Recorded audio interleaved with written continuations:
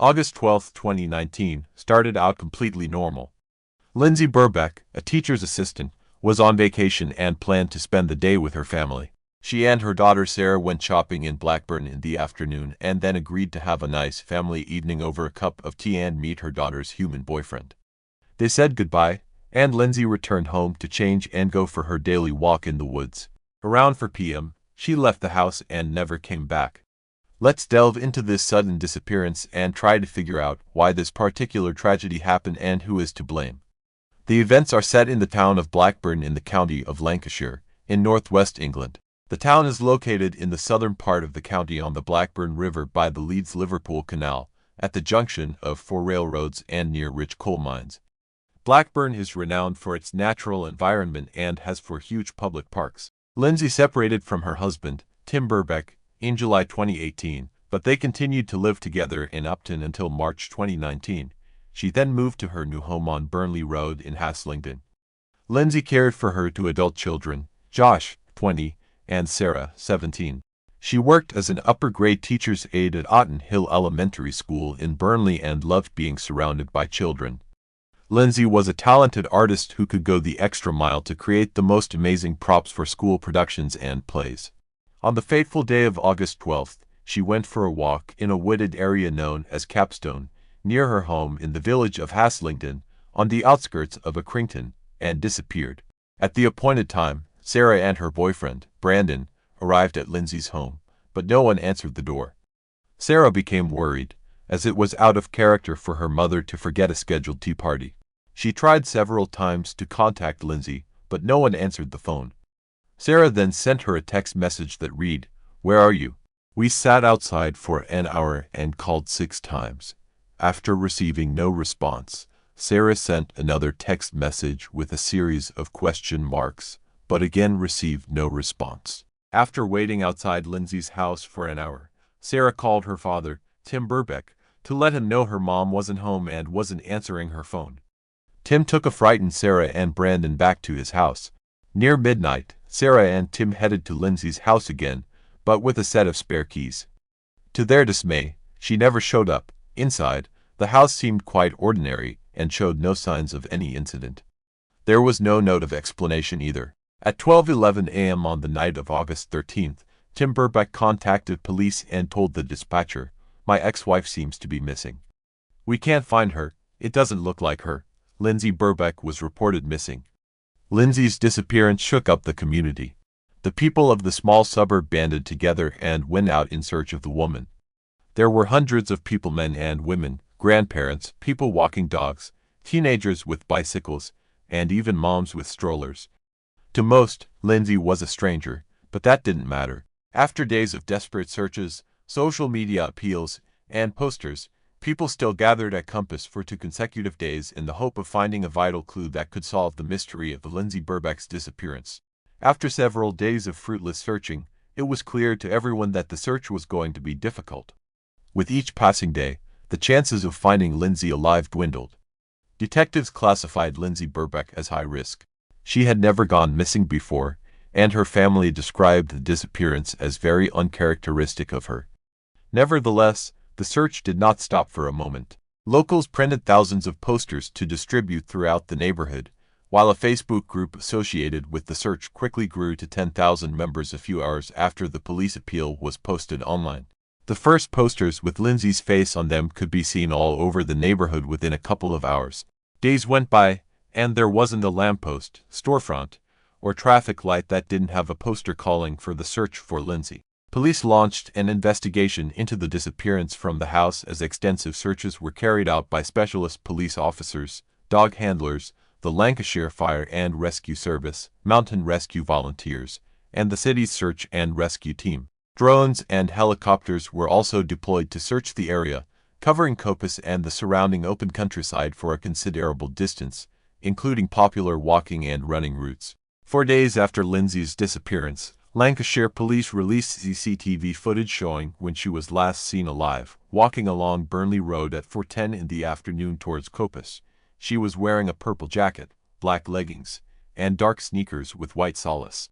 A week had passed since her disappearance on August 19th, and with each passing day, there was less and less hope of finding Lindsay Burbeck alive.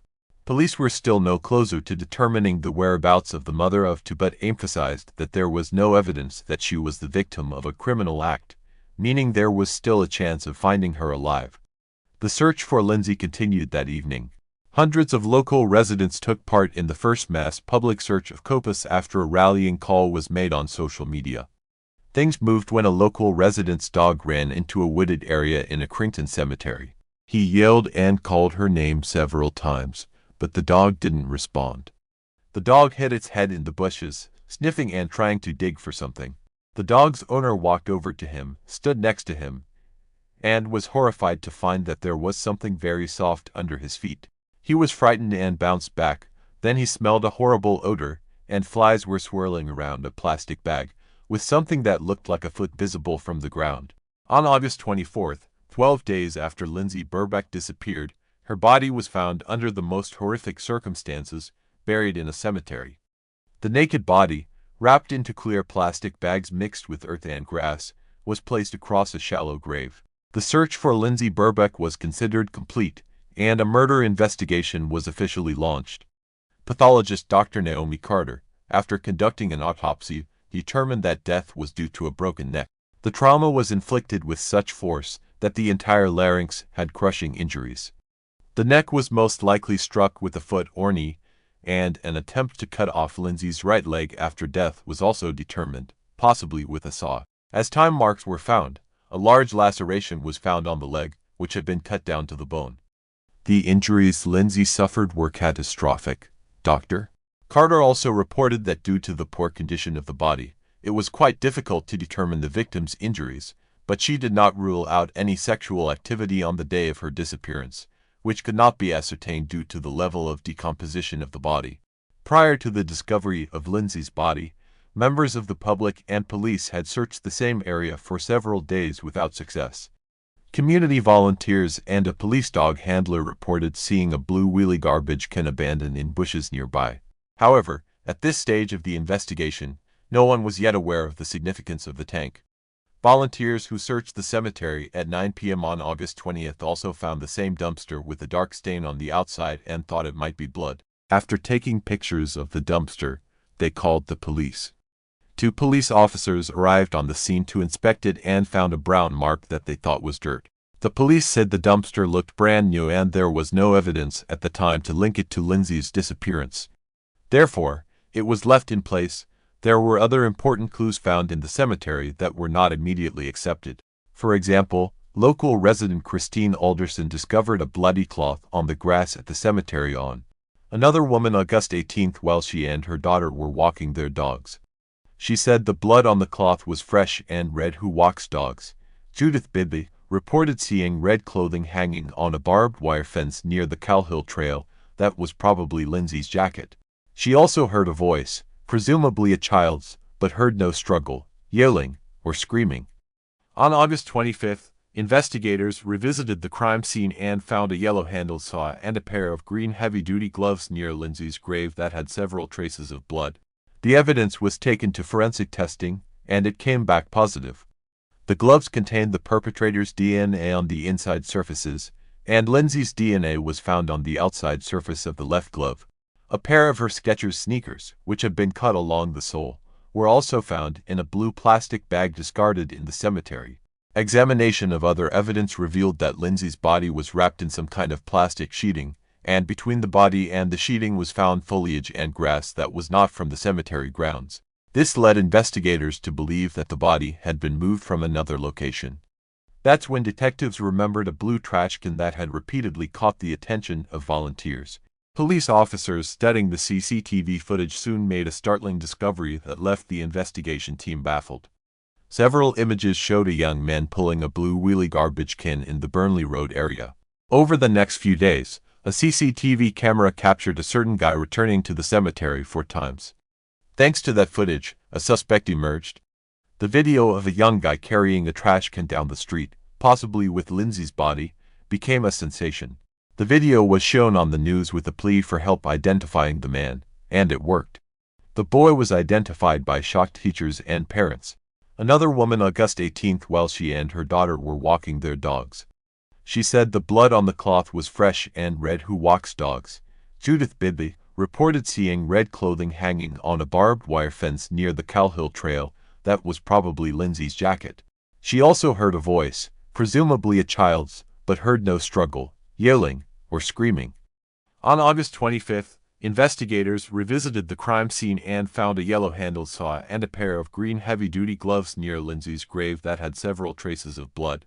The evidence was taken to forensic testing, and it came back positive.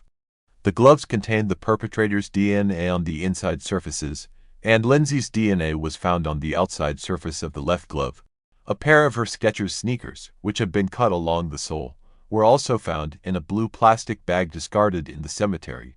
Examination of other evidence revealed that Lindsay's body was wrapped in some kind of plastic sheeting, and between the body and the sheeting was found foliage and grass that was not from the cemetery grounds. This led investigators to believe that the body had been moved from another location. That's when detectives remembered a blue trash can that had repeatedly caught the attention of volunteers. Police officers studying the CCTV footage soon made a startling discovery that left the investigation team baffled. Several images showed a young man pulling a blue wheelie garbage can in the Burnley Road area. Over the next few days, a CCTV camera captured a certain guy returning to the cemetery 4 times. Thanks to that footage, a suspect emerged. The video of a young guy carrying a trash can down the street, possibly with Lindsay's body, became a sensation. The video was shown on the news with a plea for help identifying the man, and it worked. The boy was identified by shocked teachers and parents. Rocky Marciano Price was unanimously found guilty by a jury after an 8-day retrial and 4 hours of deliberation. Appearing via video link from Her Majesty's Prison Wetherby, Price, 17, did not react in any way when the judge read out the verdict. There was also no reaction from his parents in court. He pleaded guilty to helping dispose of Lindsay's body but claimed he played no part in her death. Rocky Price claimed he was approached by a male stranger and asked to assist in the burial of the woman for a fee. In a prepared statement, he admitted moving the garbage can and burying the body but said he had no involvement in Lindsay's death.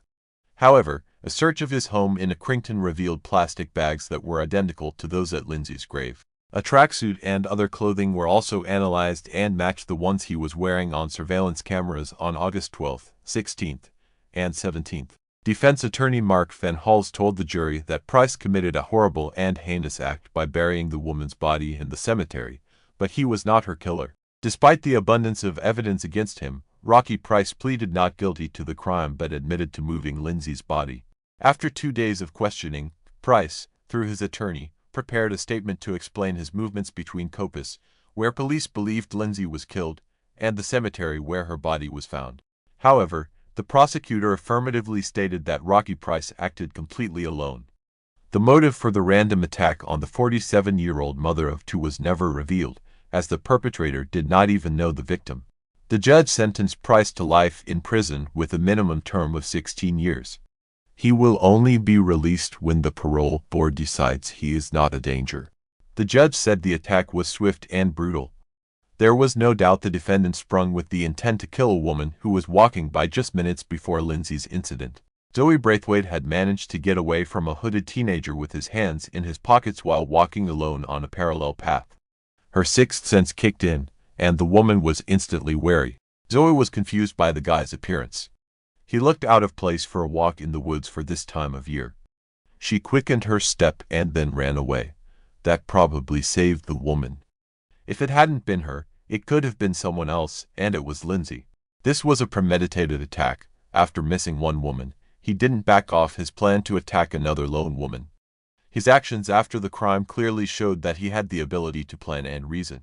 His teachers told the court that he was much better at practical tasks than academic subjects, and he used this ability to hide his body.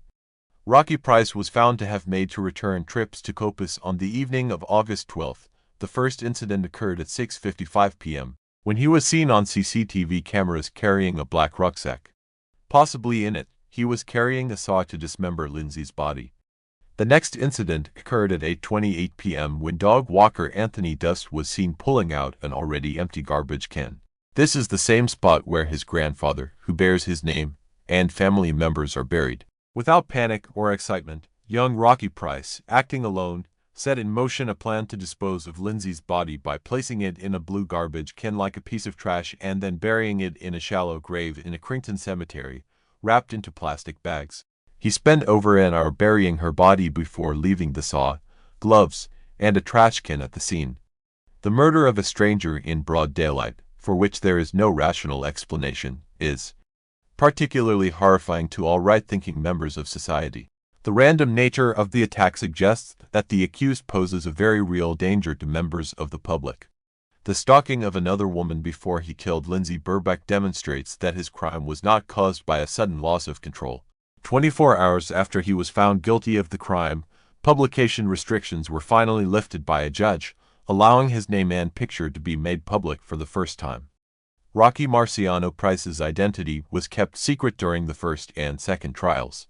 The jury was told many important details about Price, but they could not be fully disclosed because of his young age. The judge rescinded the disclosure of the restrictions after the jury unanimously found Price guilty of the crime. The defendant's mental illness cannot in any way excuse or even explain his actions. After all, it is quite obvious that he realized that it was terribly wrong to kill but did it anyway. Although fortunately, such crimes are rare, they instill fear in society. However, the main question in this case remains unanswered. Why did the young guy need to kill a strange woman, and for what? Only Rocky Price knows the answer, but he didn't answer it. Perhaps if it wasn't Lindsay Burbeck, it could have been someone else. Lindsay's funeral was held at St. Margaret's Church in Hapton on September 20th. More than 200 mourners gathered at the church as police stopped traffic on Manchester Road while Lindsay's coffin, with her body covered in flowers, was carried into the church. Dozens of flowers from friends and family and from strangers whose hearts were touched by Lindsay's story were left at the scene.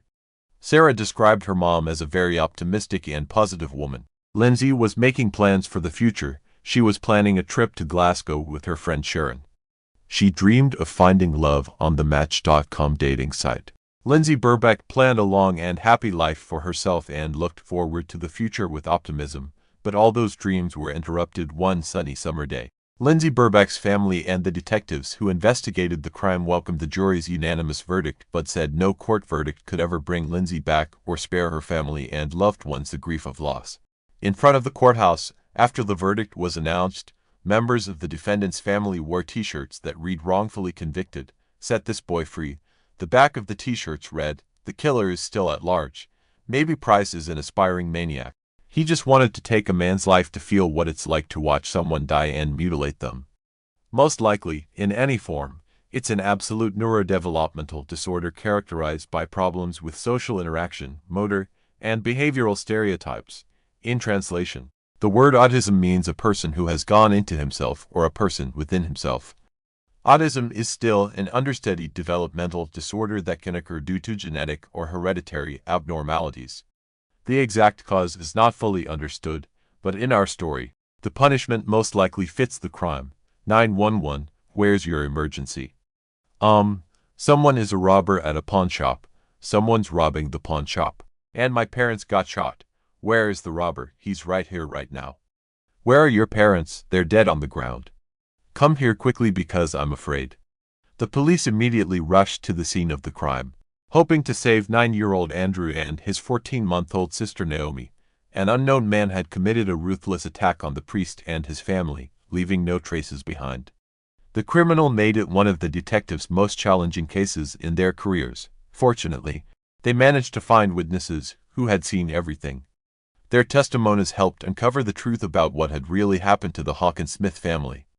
In 2013, in Danville, Kentucky, 35-year-old priest Michael Hawkins Smith, who had previously worked as a manager at a local pawn shop, had to take full control of the pawn shop due to the former owner's health condition. As a former priest, Michael had always been honest with people.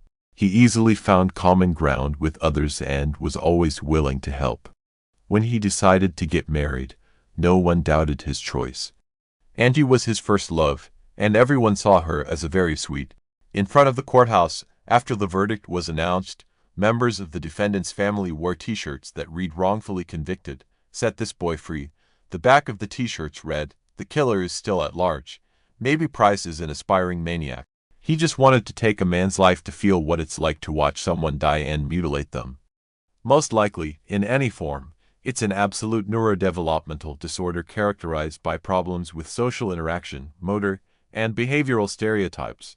In translation, the word autism means a person who has gone into himself or a person within himself. Autism is still an understudied developmental disorder that can occur due to genetic or hereditary abnormalities. The exact cause is not fully understood, but in our story, the punishment most likely fits the crime. 911, where's your emergency? Someone is a robber at a pawn shop. Someone's robbing the pawn shop. And my parents got shot. Where is the robber? He's right here right now. Where are your parents? They're dead on the ground. Come here quickly because I'm afraid. The police immediately rushed to the scene of the crime, hoping to save 9-year-old Andrew and his 14-month-old sister Naomi. An unknown man had committed a ruthless attack on the priest and his family, leaving no traces behind. The criminal made it one of the detectives' most challenging cases in their careers. Fortunately, they managed to find witnesses who had seen everything. Their testimonies helped uncover the truth about what had really happened to the Hawkins Smith family.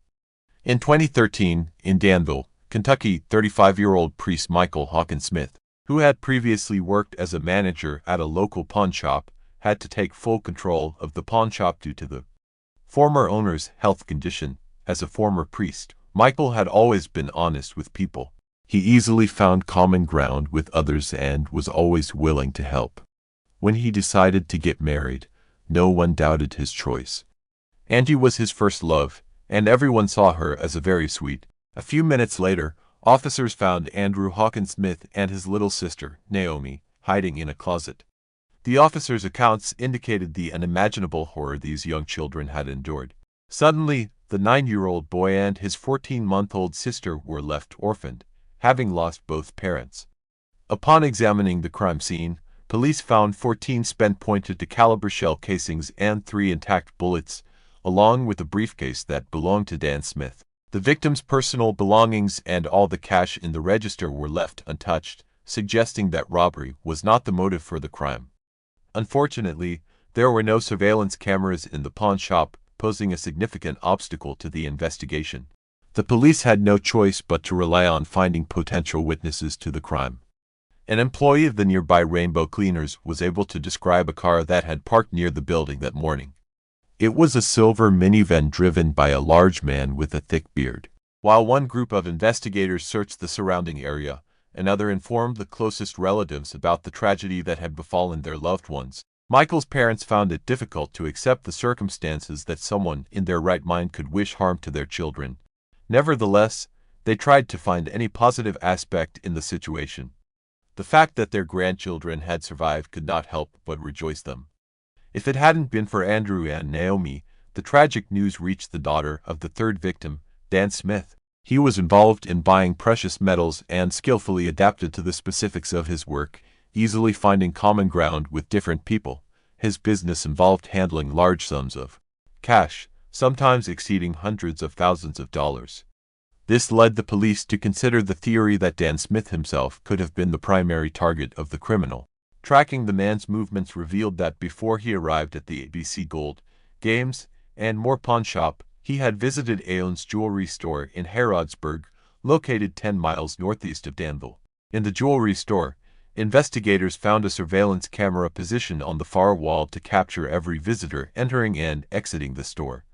They hoped that the recording would help them determine if anyone had been following. Dan Smith entered the store at 8:16 in the morning, and there were no other customers in the building at the time. He was carrying the same briefcase that was later found at the ABC Gold, Games, and More pawn shop. After greeting the woman behind the counter with a smile, he headed to the back of the store.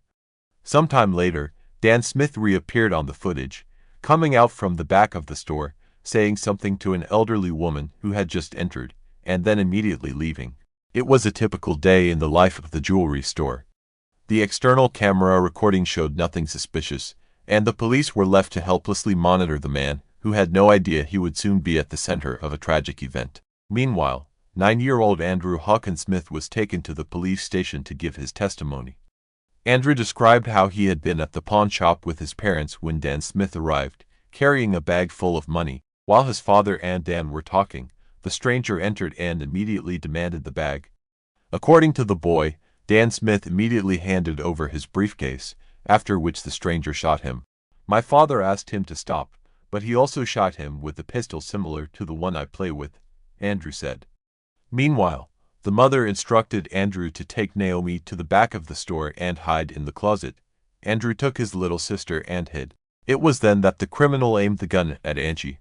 I don't know who he is and why he did it, but it seems to me that the reason was money, the 9-year-old boy concluded. He described the stranger as a very tall man with a blonde beard that looked fake, matching the description provided by a witness from Rainbow Cleaners. To follow all possible leads, the police's next step was to thoroughly examine the business run by the Hawkins-Smith family. It turned out that the ABC Gold, Games, and More pawn shop had another owner, Steve Dine, who usually attended Friday deals with Dan Smith but was absent on the tragic morning of September 20th. This information raised concerns, making determining his whereabouts a top priority. Steve Dine explained that he had developed an allergy that morning and was forced to cancel all his appointments, a story confirmed by his wife. The alibi and the fact that Steve Dine did not own a silver minivan helped to rule him out as a suspect. He also explained why there were no surveillance cameras in the pawn shop. According to him, the security system had been removed by the previous owner, Kenneth Allen Keith, and the new owners had not yet installed a replacement. 48-year-old Keith, like his deceased friend Michael Hawkins-Smith, was a priest. Pastor Keith sold the pawn shop when he was diagnosed with brain cancer, but he remained the owner of another similar establishment, Gold Rush Buyers, in Pulaski County, neighboring Danville's Boyle County. Michael's family revealed that he prayed for his friend every evening, hoping for his recovery. Their friendship, which began when Michael worked at a youth church camp, had lasted for 15 years. The Hawkins-Smith family always held Pastor Keith in high regard, and for their son Andrew, he was like a beloved uncle. With no significant leads, investigators decided to try their luck in finding possible street surveillance systems near the ABC Gold, Games, and More pawn shop. They found a camera on the office building of the real estate office, Danville Rentals. The surveillance footage captured a silver minivan at 8:45 in the morning, but the image was too blurry to identify the license plate or the make of the vehicle. Once again, the police had to rely on the witness's testimony from Rainbow Cleaners, which described the car as an old model with a distinctive square body shape. The car in the video clearly showed a square rear bumper that matched this description, and shape of the car all indicated that the police had found the criminal's vehicle. They continued to search for surveillance systems farther and farther from the pawn shop.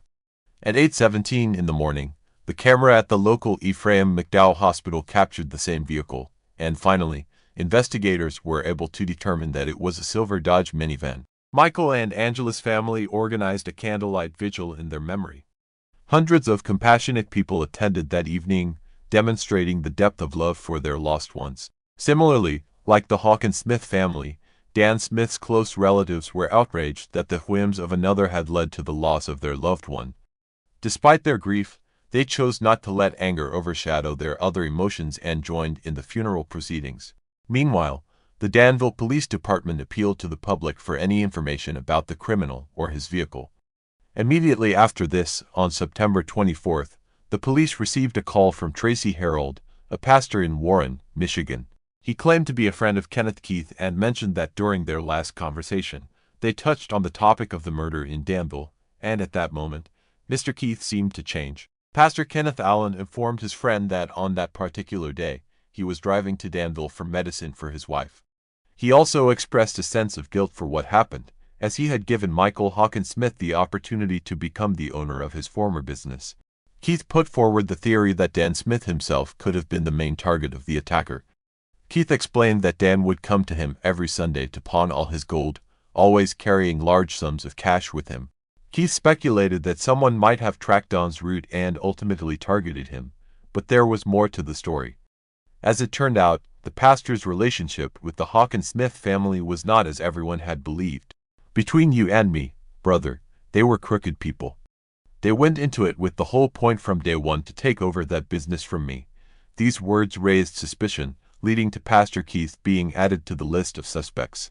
To verify his alibi, investigators decided to review the surveillance footage from the Good Neighbor pharmacy, where, according to the pastor, he bought medicine for his wife at 9:24 in the morning. A man entered the pharmacy, indeed Pastor Kenneth Allen Keith, but he looked nothing like the man who had committed the triple attack just minutes earlier. He was not wearing a green jacket or a beard, which were distinctive features of the assailant. However, this did not rule out his involvement in the attack. There was a 7-minute gap between Andrew Hawkins-Smith's call to the police and the pastor's arrival at the pharmacy. The police decided to check if it was possible to travel from the crime scene to the Good Neighbor pharmacy in such a short time. They found that the trip took about 5 minutes in total, so it was plausible to commit the murders, quickly get into a car, and reach the pharmacy to establish a solid alibi. The key clue was that Pastor Keith had an unregistered 2008 Dodge minivan, which was silver. However, all the evidence found was circumstantial, and it was not enough for an arrest. So, investigators turned to Tracy Harold to participate in a series of fake phone calls aimed at the suspect. Luckily, Tracy agreed. During these calls, Pastor Keith finally revealed his true feelings towards the Hawkins-Smith family. When somebody's been murdered in such a heinous way as this was, you want to make them out to be saints. I understand that, but between you and me, brother, they were crooked people. Is that right? They went into it with the whole point from day one to take over that business from me. I don't mean to speak ill. What happened next was shocking. Keith began discussing details of the case that had not been made public. How would it be, but with that baby? Following that, Master Kenneth. Keith explained that he left Danville and returned to Somerset. He then took his car to the car wash to prepare it for a planned family vacation. At 10:50 in the morning, Keith was seen on camera walking down the hallway to the cashier's counter with a noticeable smile. It seemed clear that he was not involved in the dreadful crime that occurred earlier that morning. The external camera footage covering the parking lot showed Pastor Keith leaving the car wash in the same silver Dodge at 11:25, matching all the images previously obtained from various surveillance systems in Danville. At that point, they had enough evidence to arrest the suspect.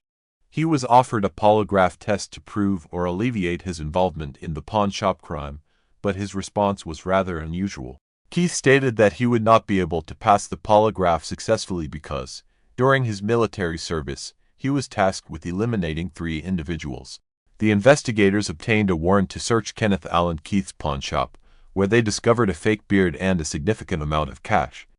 The police could not find any legitimate explanation for how he acquired most of the money. They also found bundles of bills wrapped in a ribbon with the name of the bank that issued them, revealing Dan Smith as their client. Further investigation revealed that the money found in Keith's pawn shop had recently been withdrawn from the account of a dead broker. Additionally, several .22 caliber casings were found in Keith's pawn shop. According to ballistics analysis, they were fired from the same weapon used to shoot the parents of young Andrew and Naomi. Based on all the evidence found, Kenneth Allen Keith was charged with 3 counts of deliberate homicide and first-degree robbery. It turned out that Pastor Keith believed that Michael Hawkins-Smith and Steve Dine had conspired to get rid of him from the business. Knowing that Dan Smith carried large sums of money, Keith decided to exact his revenge on the day of their planned meeting at the pawn shop. Keith aimed to mislead law enforcement into thinking the crime was motivated by robbery. In reality, Michael Hawkins-Smith and his partner Steve Dine had no involvement in the imagined conspiracy against Keith. During the investigation, no evidence of discreditable activities by Hawkins-Smith and Steve Dine was found. On September 20th, the criminal arrived in Danville in his silver Dodge Caravan. He circled the pawn shop for a while until he noticed Dan Smith's car parked nearby. The first victim was the broker himself, followed by Michael and then Angela Hawkins-Smith. The pastor then took all the cash from Dan Smith's case and calmly left the crime scene, stopping at the Good Neighbor pharmacy to be captured on its surveillance camera and secure an alibi. His decision to go to the car wash was another attempt to remove traces and destroy any evidence that might have been left on his vehicle. In 2017, just before the trial, Kenneth Allen Keith pleaded guilty to all charges. He was sentenced to life imprisonment without the possibility of parole. Before the trial, investigators obtained medical documents from the Veterans Hospital and discovered that the pastor had never had a brain tumor. How could someone who seemed so spiritually inclined commit such a heinous crime? Furthermore, how was he going to live with the knowledge of what he had done? Shafilia Ahmed was born on July 14, 1986, a British Pakistani girl. Shafilia's father, Iftikhar Ahmed, originally hailed from the Gujarat district of Pakistan. At the age of about 22, Iftikhar moved to Britain for employment. While staying there for a while, he fell in love with a foreign girl and married her. Soon, he became a father, but when he returned to Pakistan and informed his family about his marriage, they did not accept it. Then, Iftikhar's family put heavy pressure on him to marry another Pakistani girl. Despite Iftikhar's resistance, he eventually succumbed to his family's insistence and married a Pakistani girl named Farzana.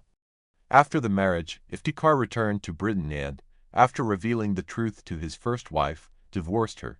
Then, after some time, Iftikhar called his second wife, Farzana, to Britain from Pakistan. After coming to Britain, Iftikhar started living with his wife in the city of Bradford in West Yorkshire. It is here that, on July 14, 1986, Shafilia Ahmed is born. Shortly after Shafilia's birth, the family moves to the town of Warrington in Britain. It is here that Shafilia completes her early education.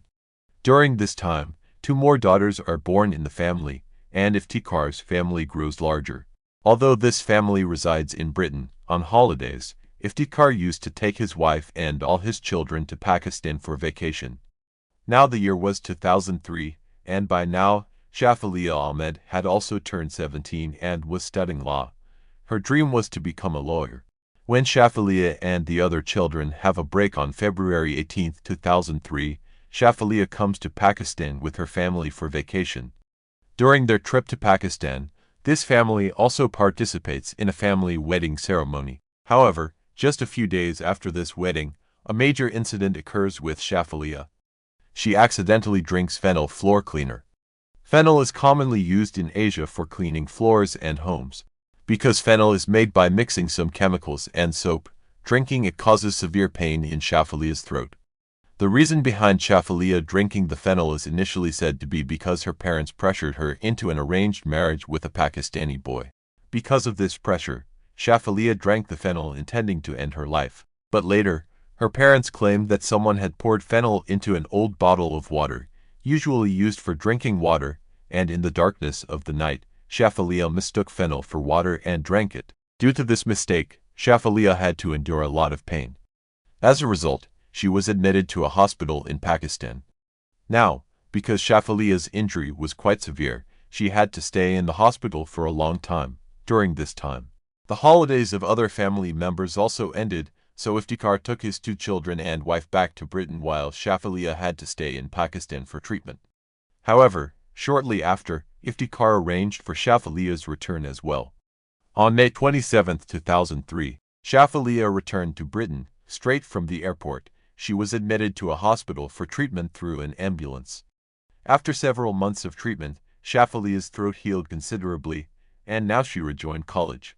Alongside college, she also started a part-time job, but on September 18, 2003, a college teacher noticed that Shafilia Ahmed hadn't been coming to college for the past week.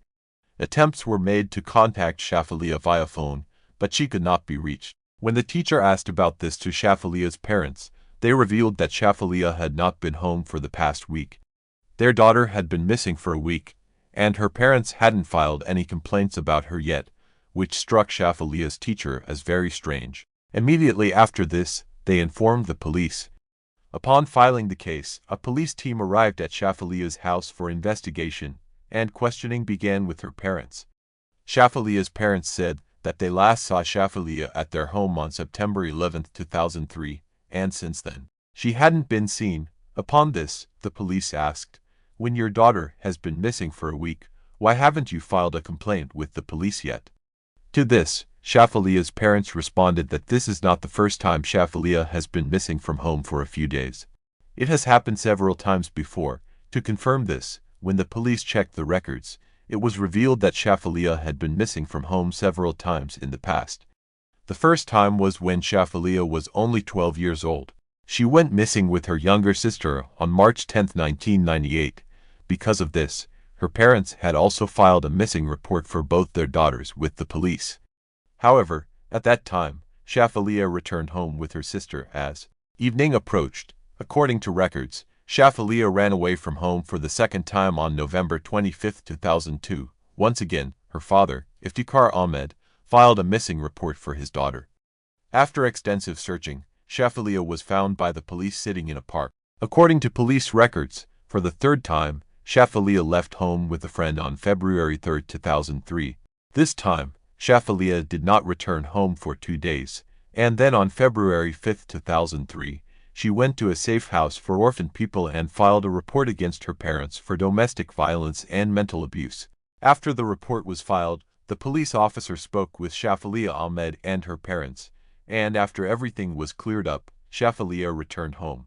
After this, on February 18, 2003, Shafalia, along with her 2 sisters and parents, went to Pakistan for a family function and disappeared from there shortly after returning to Britain. Now, looking at old records, the police also suspected that Shafalia Ahmed may have gone somewhere again this time and would return home in a few days. Therefore, the police tried to find Shafalia in all those places where she could have gone. However, even after a few days, the police could not find any trace of Shafalia from anywhere. Considering Shafalia's history of running away from home before, the police showed a little laziness in the investigation this time. After this, some local media started making an issue out of the police's laziness. As a result, the demand for a thorough search for Shafalia increased at the local level. Due to the progress in the Shafalia missing case, the police accelerated their investigation. Subsequently, they discovered numerous poems written by Shafalia at her home. These poems revealed her dissatisfaction with her household environment. Her parents wished for Shafalia to lead a traditional Pakistani girl's life, but she favored Western culture. Through her poetry, she expressed this pain. As Shafalia's poems reached the public, the case gained momentum, putting pressure on the police to find her. Consequently, law enforcement intervened, intensifying their search efforts in places Shafalia could have visited. Eventually, CCTV footage confirmed Shafalia's identity to her parents, confirming that the girl in the footage was indeed Shafalia Ahmed. A few days after Shafalia went missing, her parents identified her. This made the police believe that at least Shafalia was alive. However, a new turn in the case occurred when the CCTV footage showed Shafalia's class teacher. When the picture was shown to Shafalia's class teacher, they said that the girl in the photo was not Shafalia Ahmed. Some other people also confirmed, by watching the CCTV footage, that the girl in the footage was not Shafalia. Now the police found it very strange that Shafalia's parents themselves did not recognize their daughter from the CCTV footage. The police had many questions in their minds, and to find the answers to those questions, they secretly installed some audio recording devices at Shafalia's home. The police were listening to everything that was happening in Shafalia's house through an audio recording device. According to the recording, one day, Iftikhar was heard saying, "In Britain, if you kill 40 people and there is no evidence against you, then the law here can't do anything to you." Additionally, one day, Iftikhar Ahmed was heard saying, "If the police collect DNA samples from inside the car, what could happen?" Furthermore, the audio recording device captured some suspicious conversations that led the police to suspect that perhaps Shafalia's father had something to do with his daughter. Now, because the police started to doubt Iftikhar Ahmed, they used his audio recordings as evidence. On December 18, 2003, the police arrested Iftikhar and his wife, Farzana Ahmed, along with 5 other family members on charges of murdering Shafalia and hiding her body. The police had arrested these people solely on suspicion. They hoped that during the investigation, some concrete evidence would be found against these people. However, no evidence was found against any of them. Arrested persons were eventually released, and it had been a year since 2004 with still no evidence in the case of Shafalia Ahmed. The police were engaged in efforts to locate Shafalia. Meanwhile, floods occurred in the famous Kent River flowing from the Sedgwick area of Britain. When the floods were under control, the body of a girl was found in extremely poor condition on the banks of this river. The distance between the place where the body was found and where Shafalia Ahmed had disappeared was 70 meters, but still, the police had doubts whether this corpse could be Shafalia's. To confirm this, DNA samples were collected from the dead body and then matched with the DNA of Iftikhar and Farzana.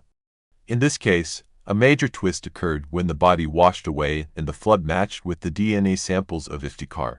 This meant that the body washed away from the river was not someone else's, but Shafalia Ahmed's. The search for Shafalia Ahmed, whom the police had been looking for the past year, now reached the police itself in the form of a corpse. Now, the biggest question in front of the police was who and why murdered Shafalia Ahmed. However, even before the statements and actions of the corpse's parents, there were doubts. In 2003, these two, along with 5 others, were arrested. Therefore, once again, Shafalia's parents were arrested and questioned. The trial of this case was also ongoing, but even this time, no allegations could be proven against them, which led the police to release them again. However, after that, the police detained some other suspects and proceeded with the investigation against all of them. Despite many efforts, the police could not reach the murderer. As time passed, people slowly started to forget about Shafalia Ahmed's case. Shafalia disappeared in 2003, and now it was 2010. That is, it had been 7 years since Shafalia's death. By now, Shafalia's family had also moved on from the incident and had become busy with their daily lives. But then, on August 25, 2010, a major theft occurred at Iftikhar Ahmed's house. By now, Iftikhar Ahmed's family had already become the center of attention in the city due to their daughter's disappearance.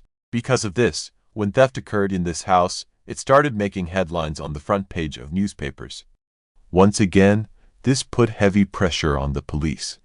Despite working honestly, the police quickly got involved in the search for the thief. After many days of hard work, the police made a revelation that surprised everyone. Actually, the police arrested not someone else but Iftikhar Ahmed's daughter, Alicia Ahmed, on charges of theft in the house. In fact, Alicia was Shafalia's younger sister. According to Alicia, she didn't get as much money from home as she demanded and needed. Because of this, she orchestrated the theft of her father's money at her own home. The police had solved the theft case very quickly, but they spotted an opportunity here and started talking to Alicia about her sister, Shafalia, who disappeared many years ago. They reopened the file related to the Shafalia case. In the initial conversation, the police suspected that Alicia knew something about the disappearance of Shafalia that the world was still unaware of. The police officers tried to uncover what happened to Shafalia, but Alicia refused to cooperate with them. However, the police then told Alicia, "You have orchestrated a theft in your own house, which could lead to a long prison sentence for you. But if you can provide any information about Shafalia that nobody else knows, your sentence could be significantly reduced." Afterward, when Alicia revealed some details to the police, everyone was left stunned. Alicia explained, "It was not someone else, but my father Iftikhar and my mother Farzana Ahmed, who had beaten Shafalia Ahmed in front of all of us sisters. Then, our father put polyphenol on her face, and due to suffocation, she was dead. Then he placed Shafalia's body in his car and threw it into the distant jungle. However, due to the flood, the body drifted to the riverbank from the jungle." According to Alicia, Iftikhar and Farzana did not like their daughter's modern lifestyle at all. On the surface, Shafalia started falling in love with the boy, and when this matter came to light, Iftikhar and Farzana quickly tried to arrange Shafalia's marriage with their preferred boy. When the family went to Pakistan for a family function, there was an attempt to forcefully marry Shafalia to a boy there, but she refused to marry. For this reason, she consumed fennel. After that, her health deteriorated, and her marriage did not happen either. When Shafalia returned to Britain, her family members here also insisted on arranging her marriage with a boy of their choice. However, when Shafalia repeatedly refused this marriage, her father got angry and, at first, beat her in anger. Then he covered her face with a polythene bag, and due to suffocation, Shafalia Ahmed died. Here, but immediately after this disclosure, Alicia Ahmed became a government witness in the case. In exchange, she was assured a minimum sentence in the theft case. However, based on Alicia's statement, on September 2, 2010, Farzana and Iftikhar were arrested, and a case of their own daughter's murder was pursued against them. Both of them remained in jail for several months after the arrest. However, nearly a year later, on September 15, 2011, they were granted bail by the Manchester Crown Court.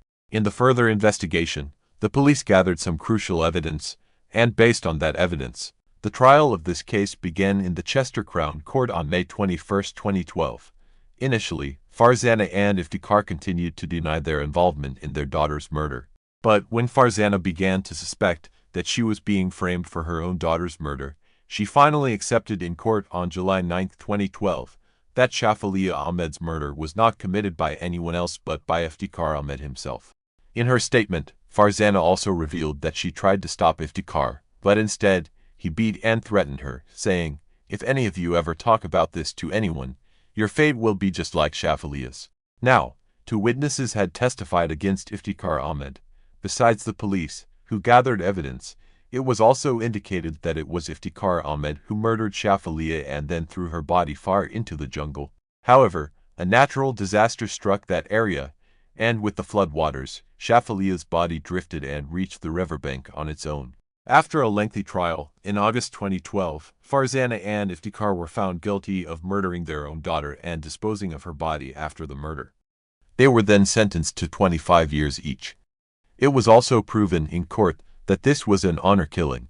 Following this verdict, every year on July 14th, Shafalia Ahmed's birthday, a national day of memory for victims of honor killings, is observed in her memory. So, with this, the case of Shafalia Ahmed comes to a close. However, perhaps nature also desired that Shafalia Ahmed receive justice and her killers be punished. Therefore, albeit late, Shafalia's parents, her murderers, are also sentenced.